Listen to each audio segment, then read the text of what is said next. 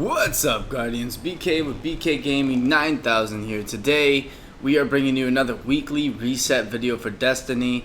I'm here at the Postmaster. The reason why I'm at the Postmaster is because, just a reminder, we are entering a new era of Destiny and the sterling treasures that I just collected.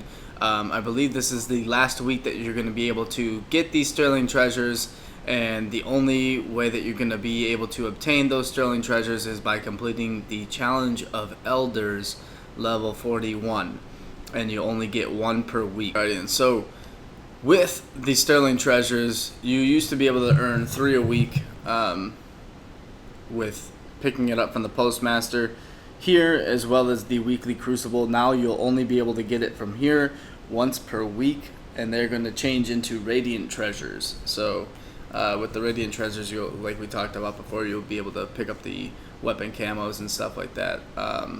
So speaking of the Reef and the Elders, let's go ahead and take a look at the Challenge of Elders. So this week we have Super Kill Bonus, Exposure, and Specialist.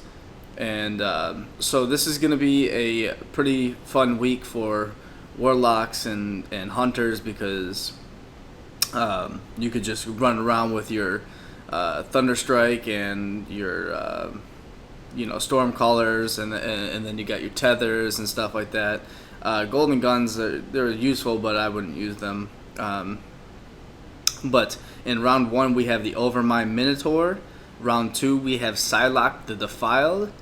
And then round 3 we have Norusk, Servant of Oryx. So Cabal is the last one, which is kind of tough, but at the same time, it's probably the best one for this, considering so many ads show up. So as long as you stock up your Stormcallers or like your supers or something like that, you'll be able to get a lot of points really fast.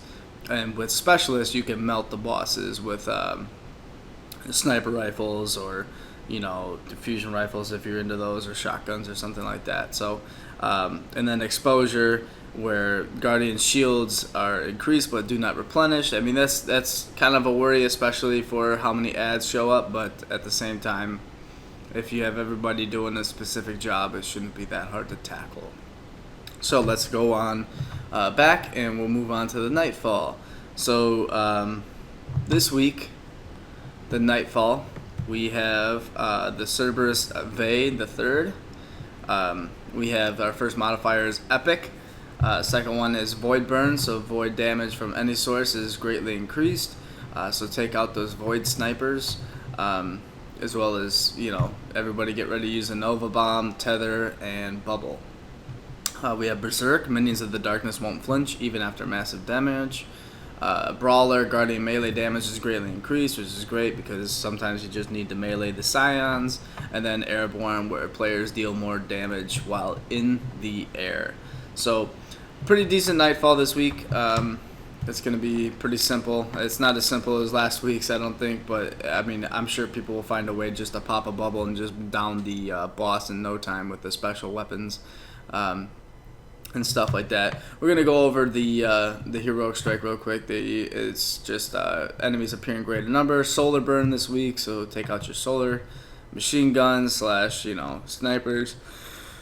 Chaff, players' radars disabled, and catapult grenade recharge is greatly increased. So pretty decent if you want to rank up. And the reason why we're talking about this is if you want to rank up your character's faction rank. With the Vanguard before the Rise of Iron comes out, that's the best way to do it, is just doing heroic strikes and stuff like that. So let's go on over to the raid, and we will see what this week is. This week is the Challenge of Oryx. So 16 orbs detonated at once. Some people run 5 rounds, some people run 4 rounds. I usually run 4 rounds, but some people do run 5 rounds just in case a knight gets to one of the orbs in the first round. Yeah, I mean, it's not that hard. You just gotta have good teamwork, make sure everybody's doing their positions and their jobs and all that good stuff, and you'll be fine, and you'll get some great rewards out of it. So yeah, that's pretty much the weekly reset, guys. So far, we're gonna go one more place. We're gonna go back to the tower, and we're gonna check the bounties for shacks. Alright, you guys, so if you see my last video, you see what's on my back. We did get the longbow. I am so stoked about that. And what's funny about this is actually my second longbow within the week, which is crazy. Yeah, so let's go ahead and see what we got. So this week we have the individual achievement with win a match with 1500. That's cool. Win 7 matches, haven't finished, completed that. Win 1 game in 3 different Crucible game modes. I haven't turned that in, but we did complete that. Points earned in the dailies, and then auto rifle, hand cannon, pulse rifle, simple stuff. And then we got the true meaning of war bounty, which is going to come up very quick. So as you can see, I have 1 left in there. I wonder if they're gonna let me pick another one up. No, of course. But anywho, that's the weekly reset, guys. If you want to see what my second longbow has, I got Outlaw, Handlaid Stock, Reinforced Barrel, Skip Rounds, Grenader, and Hawkeye, Long View, and Ambush. So I got, you know, the Long View and the Ambush is kind of what I switch back and forth from. I haven't really decided which one I like better. So if you guys found this video helpful, smash that like button, subscribe for more. We're going to be covering Rise of Iron very soon. Can't wait, excited for it, and I will see you guys in the next one.